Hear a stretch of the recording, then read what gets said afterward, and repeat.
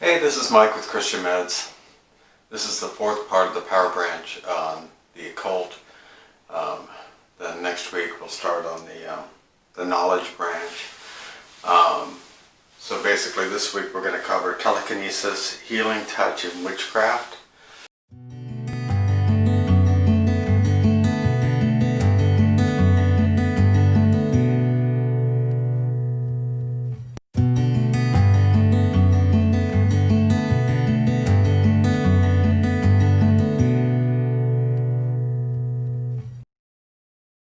When it comes to telekinesis is basically moving objects with your mind.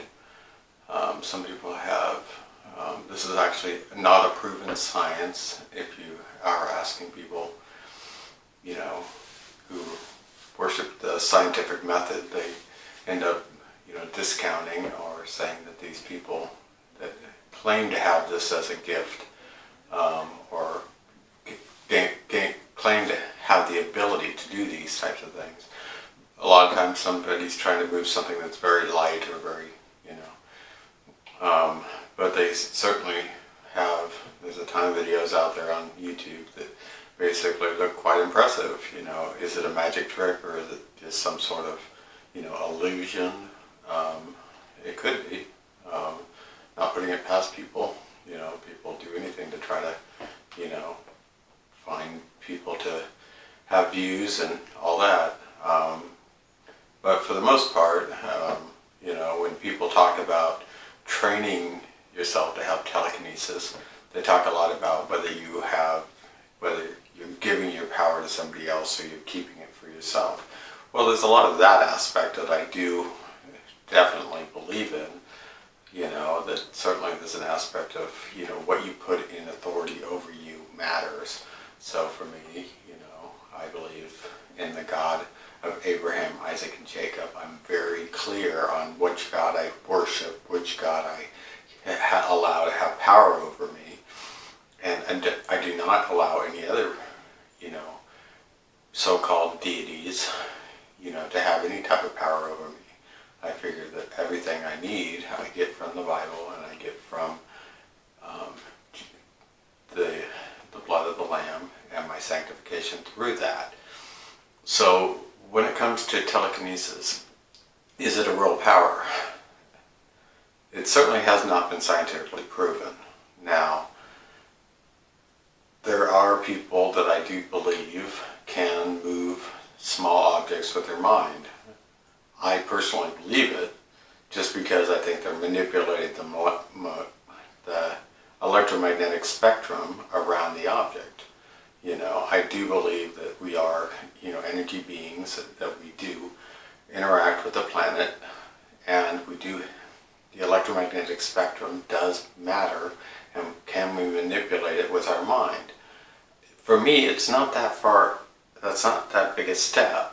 Now, have I ever tried to learn these things, try to do these things? Telekinesis, no.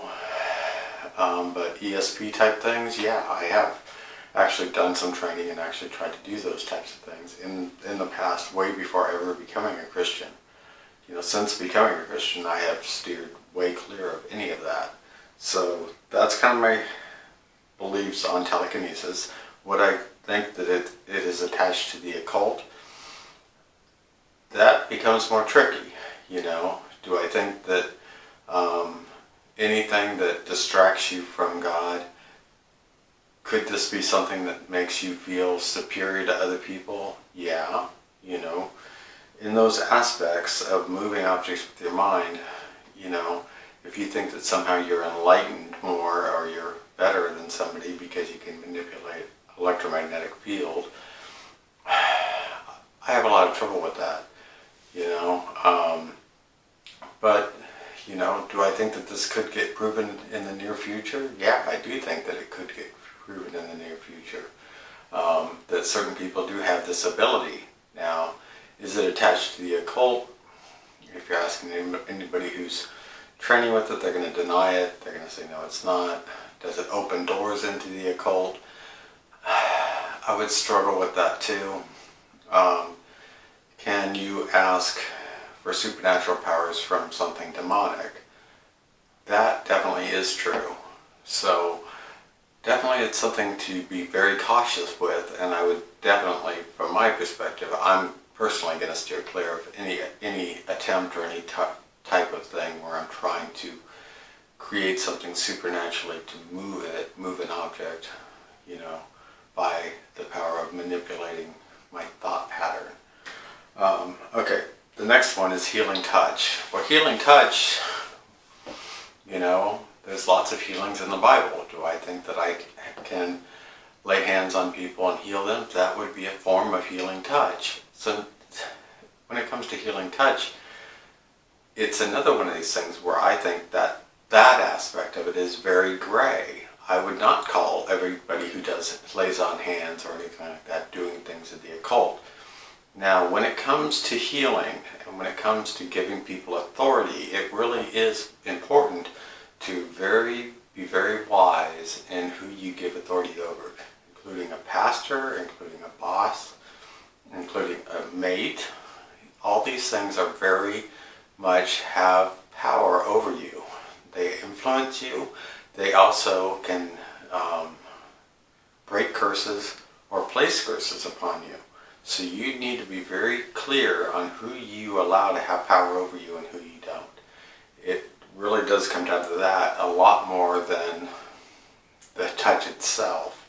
In other words, if the person is healing through the Holy Spirit, that's one thing. If somebody's healing because they have seen the light, or they've seen, or they use the power of the universe, all those types of things should be red flags if you're ever a Christian and you're around somebody who is a healer, or they end up using like Reiki objects or stones that have certain patterns on them. All those things are attached to demonic forces. All those things should be avoided. Okay? Now, do I think that when it comes to some of this stuff, there's some gray areas? Like if you open up your chakras, are you opening yourself up to be influenced by demonic forces? And sometimes you are, sometimes you're not. It depends on what you're doing, what you're trying to accomplish. It always comes down to your intent. So all that's always very important to keep in mind. For myself, I think that healing, laying hands on people and healing people is some of the most remarkable gifts that God has given us through the Spirit. But you must give the credit to the Spirit, not to a blue Buddha that's manifested itself through some vision or anything like that. I've read all kinds of things of people giving credit for the healing to a third party, not to the ultimate God, not to the God of the Bible, not through the Spirit that blessed us with a gift of touch. So in that aspect, you must be very clear on what your intent is when you are talking about these things. Then when it comes down to witchcraft is probably the easiest one to say that's demonic. Now the issue with witchcraft in general is that there's people that get into Wicca and that type of thing, and they're like, but I'm a good witch. My intent is good. Well, this is where it also becomes quite troubling, because the person's intent and heart is in the right place, but the means and the aspect of what they're trying to accomplish through the means of witchcraft is quite demonic. Since I moved here to Oklahoma back in 2007, I don't really know anybody who's into the occult and witchcraft at this point. I did have some people that were in Christian circles that have been taken out of that type of realm, where basically, they were even talking about that they had hit lists and everything else, which was definitely a deep part of the occult, doing witchcraft to basically disrupt people's lives, things like that. This is just straight out the main power branch used, and what the main thing falls under when it comes to witchcraft. It's really, casting curses on people, those types of things. The Bible backs that up. So you must be aware that these things do exist, that they can be used against you, and the Holy Spirit, which is described in the Bible, which which ascended like a dove onto Jesus Christ, that Holy Spirit is within you if you are a Christian. And it's stronger than any demon, and it will fight any demon off that's around you or anything else if you ask it to. So you must always be very clear on what you're worshiping, who you're worshiping, and what God you're worshiping. You cannot have any gray area when it comes to this stuff. You know, you can't say that it's the universe or some, ultimate female deity. That's not what the Bible describes. The Bible describes a male deity in 3 persons, Father, Son, and Spirit. That is the God of the Bible. That is the God of Abraham, Isaac, and Jacob. And there is only one God, although he's chosen to interact with us in 3 persons. That does not make them separate. They always have had one will, they've always had one desire, and they've always had one purpose. And that was basically to put glory back upon himself. Because if his ultimate goal was to put glory upon us, or to redeem us, that would make him an idolater, and the God of the Bible is not an idolater. He's only set all this up for his own glory. So that's some of my opinions on these last 3. Next week we'll start basically looking at the knowledge branch. We're going to cover astrology, automatic writing, and channeling, and we'll see how that goes. So have a pleasant week. Blessings to all of you, and we'll talk soon.